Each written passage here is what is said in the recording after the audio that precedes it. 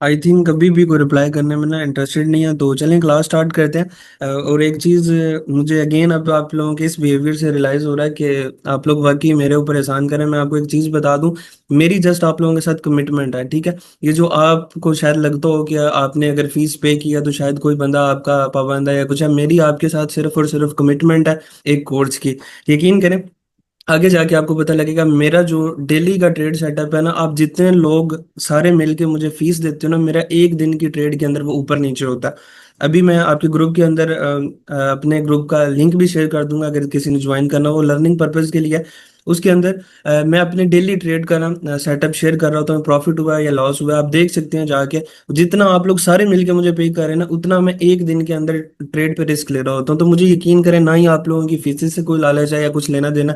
मैं अगर आप लोगों के लिए वर्किंग कर रहा हूँ, सिर्फ आपके साथ कमिटमेंट है कि यार आप सीखना चाहते हो, आपको कुछ अच्छा प्रोवाइड कर दिया जाए, क्योंकि यहाँ पे सारे के सारे आपके पास मार्केट के अंदर स्कैमर्स हैं। बाकी अगर आप लोगों की इंटेंशन ऐसी रहनी है, तो मेरे अकॉर्डिंग आपके पास सिर्फ 15 दिन के अंदर मैं आपका कोर्स कंप्लीट करवा दूंगा, क्योंकि मेरे लिए मसला नहीं है कोर्स कंप्लीट करना।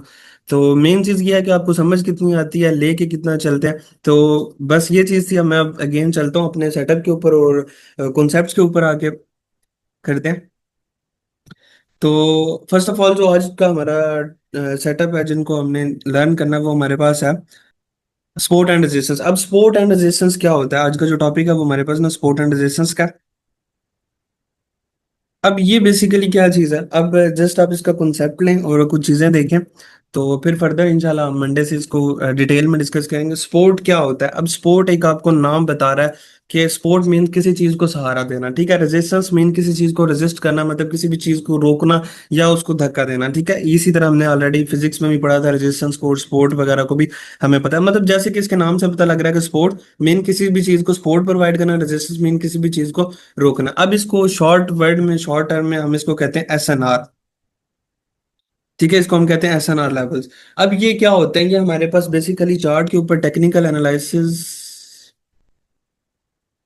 में से ना एनालिसिस होते हैं, जो कि हम लोग ना चार्ट के ऊपर करते हैं। अब सपोर्ट का मतलब क्या होता है कि मार्केट में वो एरिया जो कि मार्केट को क्या कर रहा हो, सपोर्ट प्रोवाइड कर रहा हो, मतलब उस एरिया से मार्केट हमेशा क्या कर रही हो, सपोर्ट लेके मार्केट ऊपर जा रही हो। क्योंकि हमेशा सपोर्ट तब दी जाती है जब मार्केट या तो गिर रही होती है। कोई भी चीज आप सिंपल भी दें, कब किसी चीज को आप सहारा देते हो, जब कोई इंसान गिर रहा होता है या कोई भी चीज गिर रही होती है, तो आप उसको नीचे से सपोर्ट देते हो, तो वो आगे वर्किंग करने लग जाता है। इसी तरह सपोर्ट मार्केट के अंदर क्या होता है कि वो एरिया होता है जहां से मार्केट क्या करती है कि एक सपोर्ट लेके अप साइड पे जाती है, मतलब मार्केट को वो एरिया नीचे गिरने से रोकता है।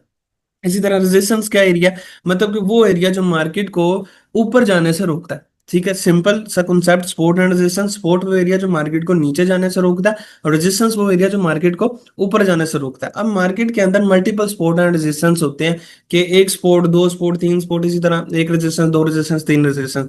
तो हमने इनको जरा चार्ट के ऊपर जाके देखते हैं और इनकी ड्राइंग देखते हैं। सबसे पहले इसका कॉन्सेप्ट देखते हैं। ये हमारे पास ना एरियाज होते हैं, ठीक है। अब मैं यहाँ पे मार्केट का मूव चेक करता हूँ। मार्केट हमारे पास ऐसे मूव करती है, एक हाई, कल हमने कल के लेक्चर के अंदर पढ़ा था, एक हाई, एक low, higher high, higher low, higher high, higher low, higher high. अब मार्केट यहां से ही क्यों ऊपर गई है, ये यहाँ से ही क्यों ऊपर गई है, यहाँ से क्यों ऊपर गई है, तो ये हमारे पास सपोर्ट एंड रेजिस्टेंस का कॉन्सेप्ट यहाँ पे वर्क कर रहा होता है। मतलब कि ये एरिया मार्केट को क्या दे रहा है, सपोर्ट दे रहा है कि मार्केट ये यहाँ से ऊपर गई है, ठीक है। अब मार्केट के लिए ये एरिया हमारे पास एक्ट एज अ रेजिस्टेंस कर रहा है, ठीक है, पहले के लिए।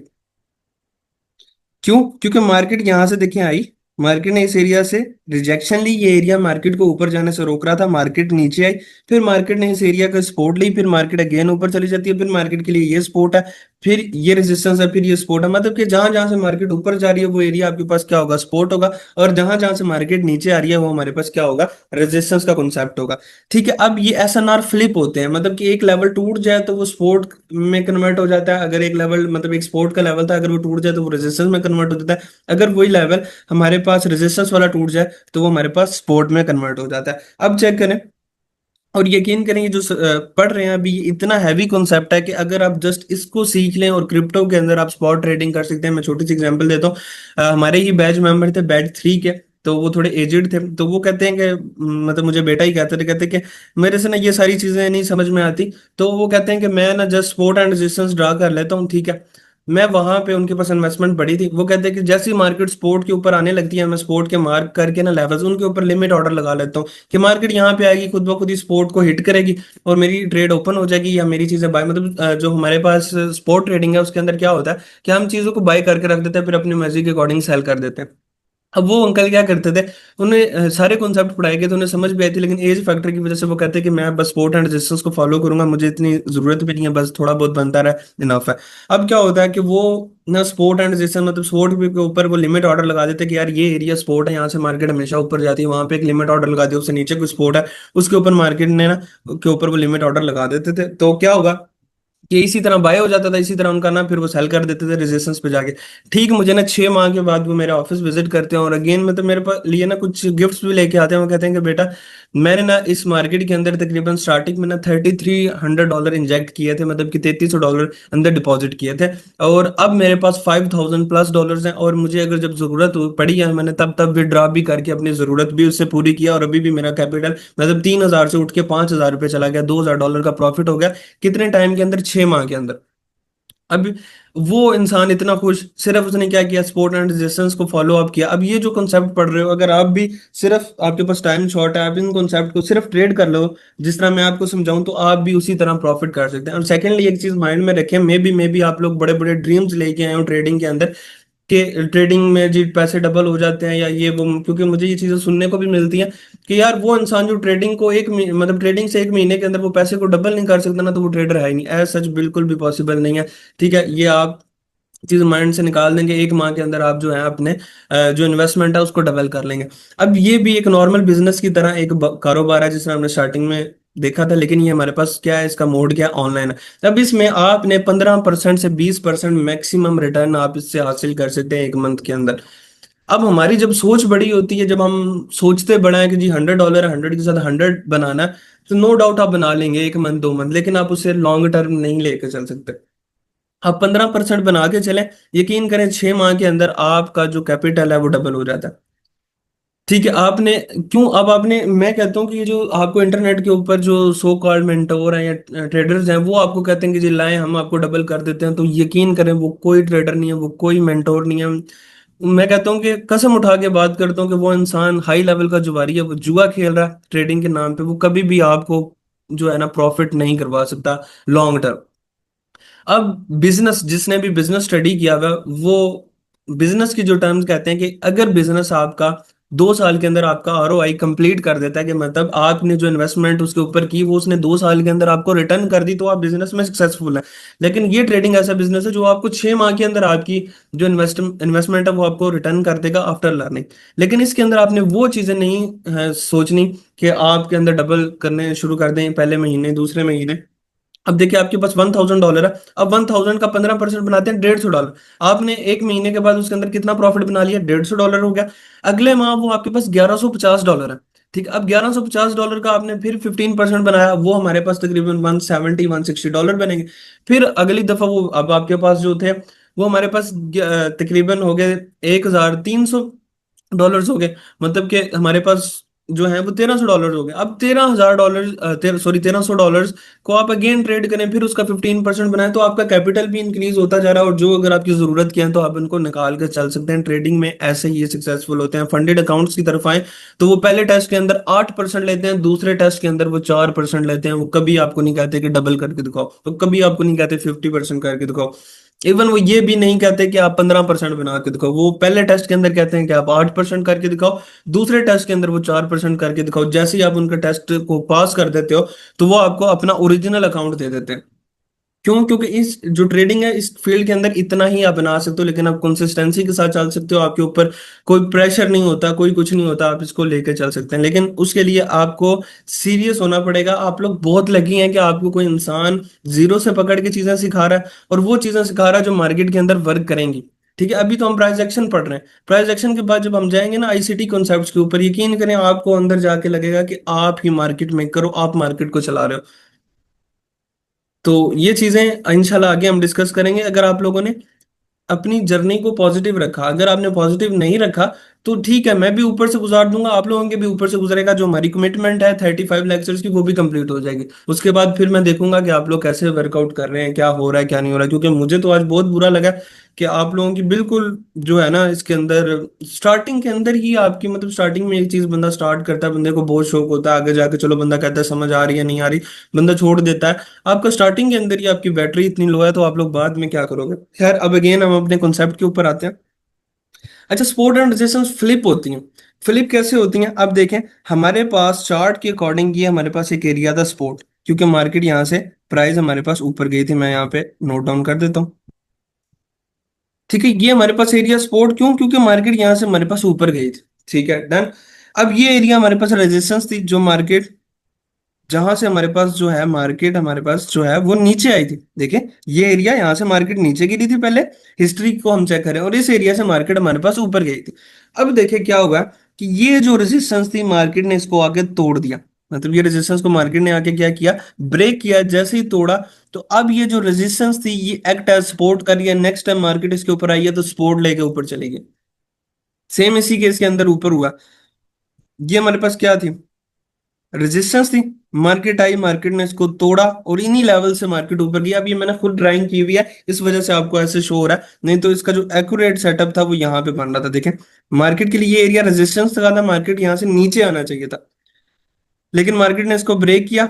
अब वो रेजिस्टेंस टूट गया, तो यानी एसएनआर फ्लिप हो रहा है। मतलब कि रेजिस्टेंस टूट गया, अब वो रेजिस्टेंस क्या बन जाएगी, सपोर्ट बन जाएगी। क्योंकि सपोर्ट नीचे होती है, मार्केट की कंडीशन के अकॉर्डिंग ये हमारे पास क्या होती रहती है, फ्लिप होती रहती है। अब इसी तरह ये हमारे पास अब फिर क्या एक्ट कर रही है, एज अ सपोर्ट एक्ट कर रही है।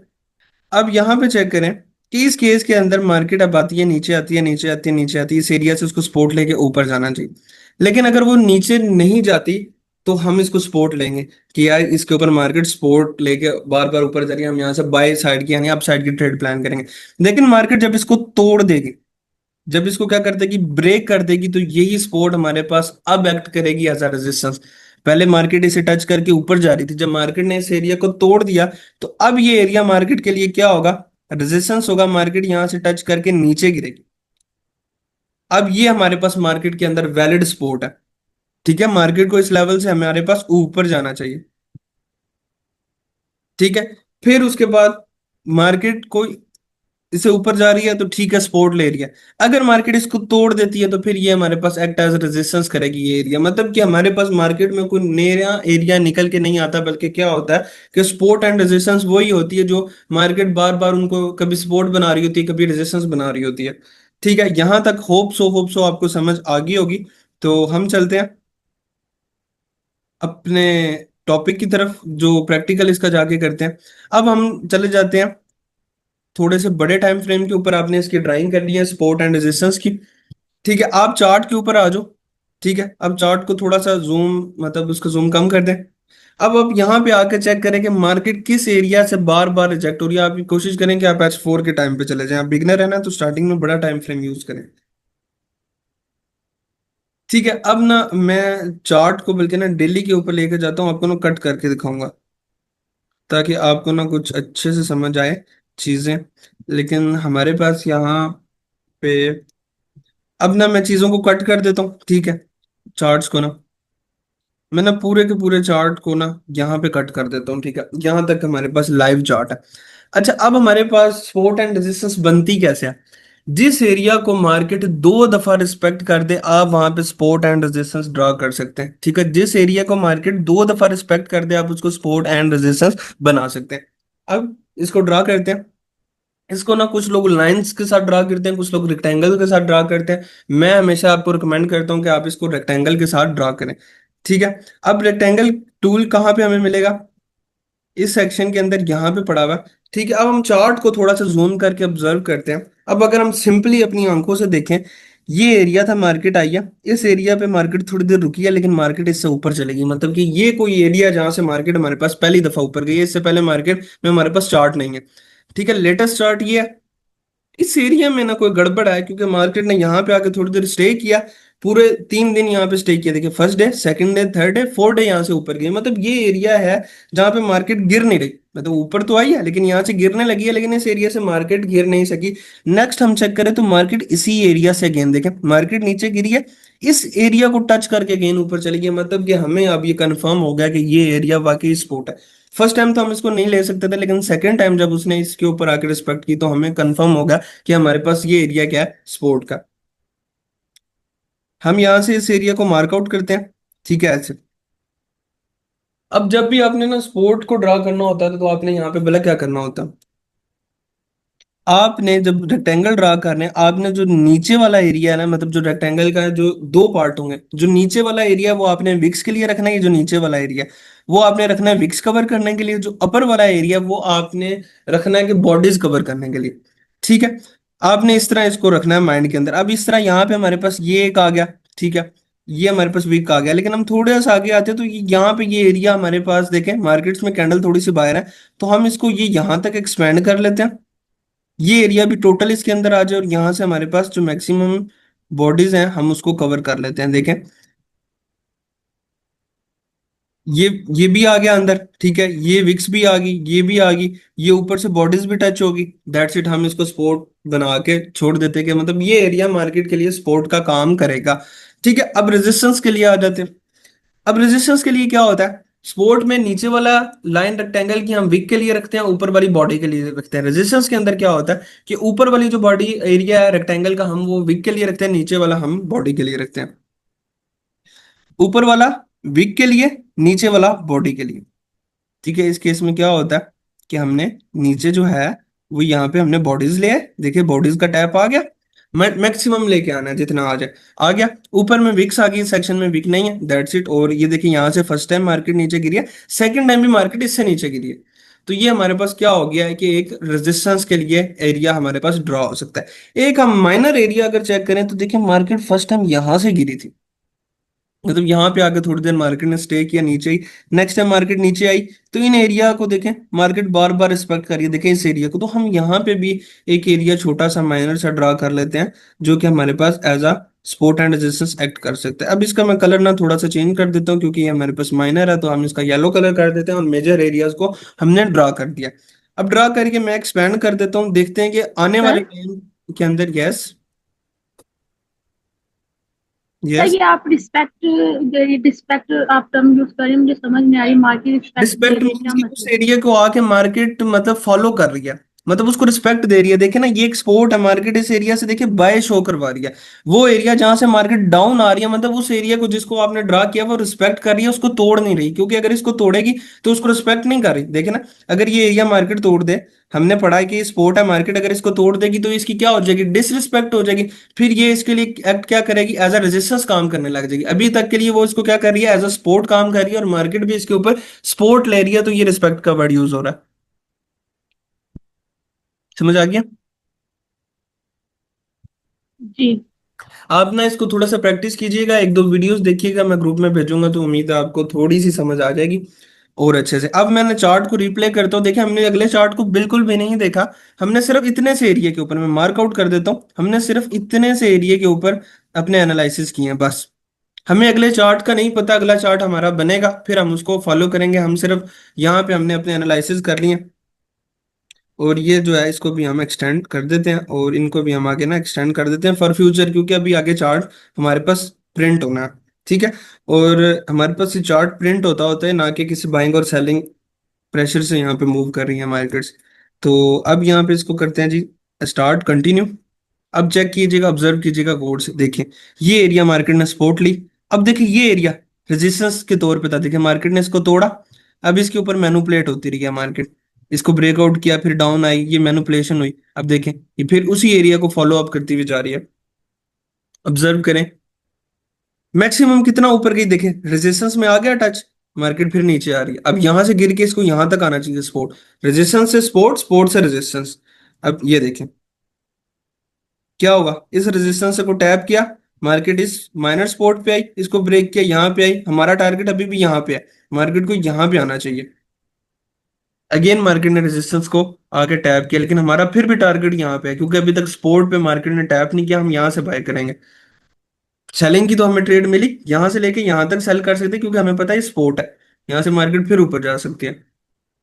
अब देखें, फिर जो हमारे पास मार्केट, अब यहाँ पे लाइव चार्ट हमारे पास अभी चल रहा है, मार्केट हमारे पास अभी इस एरिया के ऊपर है। अभी तक हम मार्केट को अपने सपोर्ट एंड रेजिस्टेंस के अकॉर्डिंग, डेली टाइम फ्रेम के अकॉर्डिंग हम यहाँ पे देख रहे थे, लेकिन मार्केट अभी तक हमारे इस लेवल के ऊपर नहीं आई। हमें बार बार उसने सेल की ट्रेड दी है, डाउन रेजिस्टेंस से सेल हुई है, कितनी दफा हुई है, लेकिन अभी तक हमें उसने बाय की ट्रेड नहीं दी according to daily time frame. क्योंकि बड़े चार्ट के ऊपर डेली टाइम के एनालिसिस के अकॉर्डिंग, सपोर्ट एंड रेजिस्टेंस के अकॉर्डिंग उसने हमें यहाँ पे ट्रेड नहीं दी। अब ये जस्ट पहला कॉन्सेप्ट पढ़ रहे हो, ये हम ट्रेड आगे नहीं करेंगे इसके ऊपर, हम जो आगे कॉन्सेप्ट्स पढ़ते हैं वो स्मार्ट मनी के कॉन्सेप्ट होंगे, उनके ऊपर हम ट्रेड करेंगे। तो पहला कॉन्सेप्ट है सिर्फ समझने के लिए चीजें। अभी देखिए यहाँ पे कुछ गड़बड़ हुई भी है, यहाँ पे मार्केट्स ने प्रॉपरली इसको फॉलो अप नहीं किया भाई, विक्स ऊपर नीचे लगी हुई है, मार्केट नीचे क्यों आई है, मार्केट को यहाँ तक आना चाहिए था, यहाँ से ही क्यों ऊपर गई है। मतलब ये जो कॉन्सेप्ट है ये थोड़े से कमजोर है, लेकिन जो जितने भी आपके पास रिटेल ट्रेडर्स, हम सारे के सारे इनको फॉलो करते हैं, फिर लॉस करवाते हैं एट द एंड अपना।